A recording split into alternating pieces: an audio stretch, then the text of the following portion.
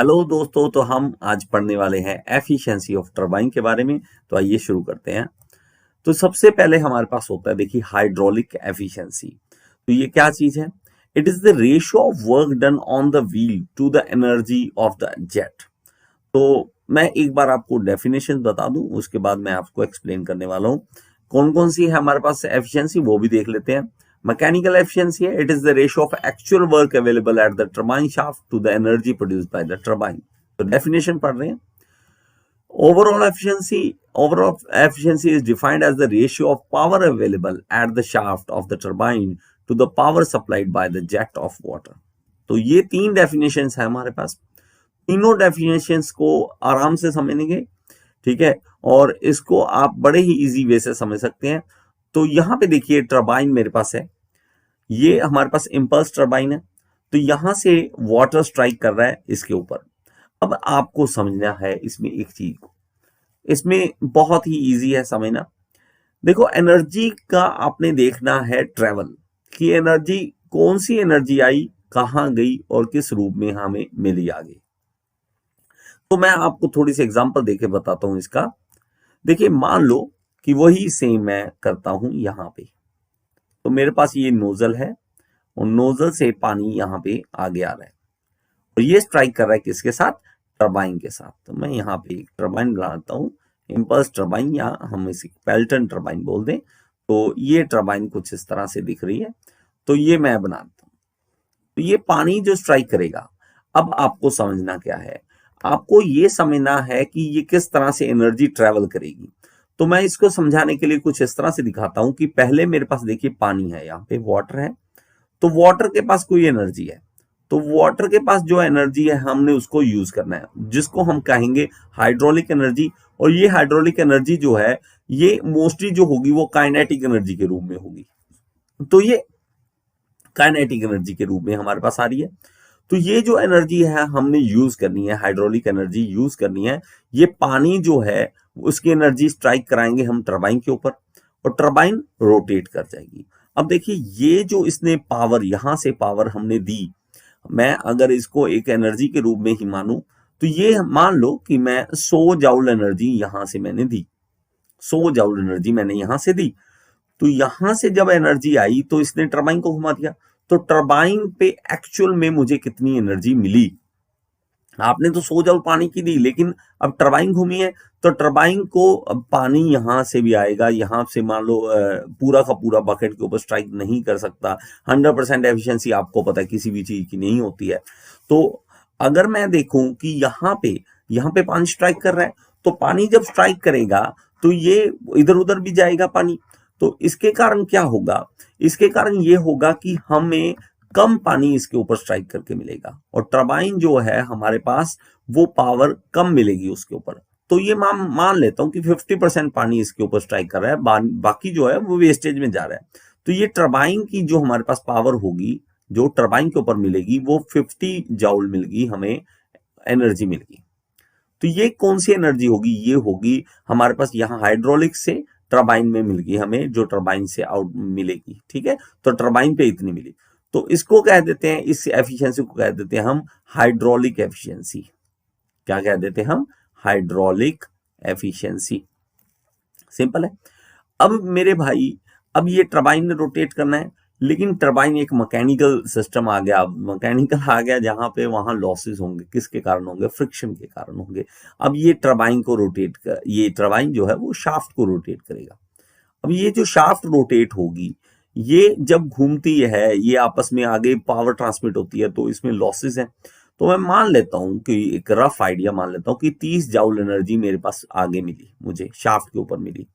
तो ये लॉसेस हुए, कौन से लॉसेस हुए? फ्रिक्शन के कारण। फ्रिक्शन मतलब मैकेनिकल। तो ये एफिशिएंसी, अब टरबाइन से शाफ्ट तक की एफिशिएंसी, टरबाइन से शाफ्ट तक की एफिशिएंसी, उसको हम कह देते हैं मैकेनिकल एफिशिएंसी। मैकेनिकल एफिशिएंसी, ठीक है, समझ रहे हो? तो मेरे पास दो तरह की एफिशिएंसी हो चुकी है।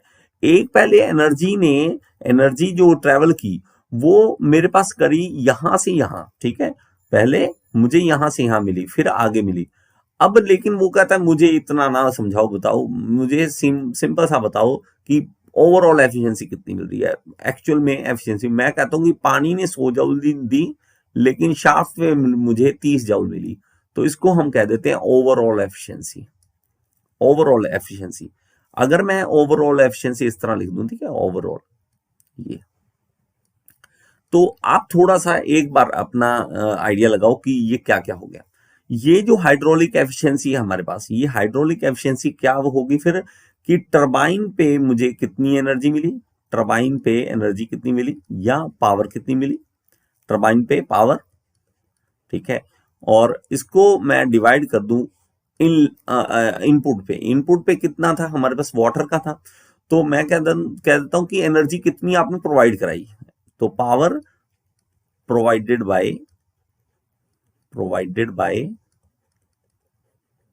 Bye jet.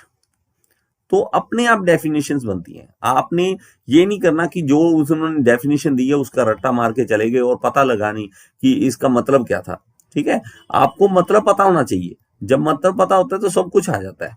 अब देखो मैकेनिकल एफिशिएंसी क्या होगी, मैकेनिकल एफिशिएंसी ये होगी कि हमारे पास ही देखो ये शाफ्ट के ऊपर पावर कितनी मिली, पावर एट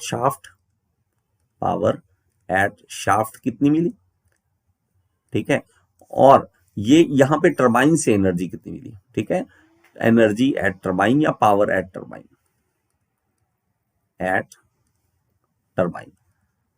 ठीक है, तो इसकी निकाल भी सकते हो आप एफिशिएंसी। तो यहां देखें तो ये 50% एफिशिएंसी मिल रही है, 100 जूल और ये 50 जूल, तो 50 जूल आपको मिली, दी थी आपने 100 जूल, तो 50% एफिशिएंसी क्या आ रही है, इसकी हाइड्रोलिक एफिशिएंसी 50% आ रही है। और मैकेनिकल एफिशिएंसी कितनी आ रही है, 30, ठीक है, अपॉन 50, तो ऐसे ही निकालते हैं ना, एफिशिएंसी क्या होती है, इसी तरह से होती है। तो मैं इसको लगाऊं तो ये 60% एफिशिएंसी मिल रही है मुझे, लेकिन वो कहता है मुझे तो यार इतना नहीं पता, अंदर की बातें मत बता, ओवरऑल बता क्या है। ओवरऑल हमने 100 दी, हमें शाफ्ट मिली 30, तो ये कितना हो गया, मेरे पास 30% एफिशिएंसी होगी। तो यहाँ पे ओवरऑल क्या निकल गया, शाफ्ट पे कितनी पावर मिली, शाफ्ट पे कितनी पावर मिली, शाफ्ट पावर कितनी मिली, और इसको डिवाइड किससे करेंगे, इससे, एनर्जी किससे, पावर से, पावर किसकी, ये वाटर की, तो पावर ऑफ जेट ने कितनी पावर हमें दी थी। तो आप इससे समझ सकते हैं, रट्टाफिकेशन है तो अलग बात है, रट्टाफिकेशन भी बहुत अच्छी चीज है, पेपर पास कराती है, लेकिन अगर समझना चाहो तो इस तरह आप समझ सकते हो।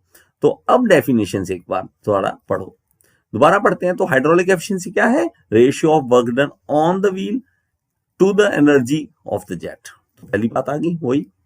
दूसरा पढ़ो मैकेनिकल, तो ratio of actual work available at the turbine shaft to the energy produce by turbine, तो वो आ गई मैकेनिकल एफिशिएंसी, ठीक है। ये डेफिनेशन भी देख लो, ये भी पढ़ सकते हो, शाफ्ट पावर और रनर पावर।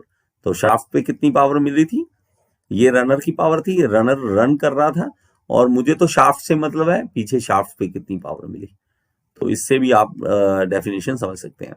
ओवरऑल क्या है, it is defined as the ratio of power available at the shaft, shaft पे कितनी मिली, to the power supplied by the jet of water. तो इससे आप एफिशिएंसी के बारे में समझ सकते हैं। तो ये वीडियो अगर आपको समझ आई है तो आप कमेंट बॉक्स में जरूर बताएं, मुझे भी जरूरी है पता करना कि ये चीज समझ आ रही है आपको या नहीं आ रही है। और मेरी बनाई और ज्यादा वीडियोस देखना चाहते हैं तो YouTube के सर्च बॉक्स में लिख दीजिए टॉपिक का नाम, जो भी आप पढ़ना चाहते हैं उसके साथ लिख दीजिए गियर इंस्टीट्यूट, अगर उस टॉपिक पे मैंने वीडियो बनाई है तो आपके सामने आ जाएगी। Thank you so much.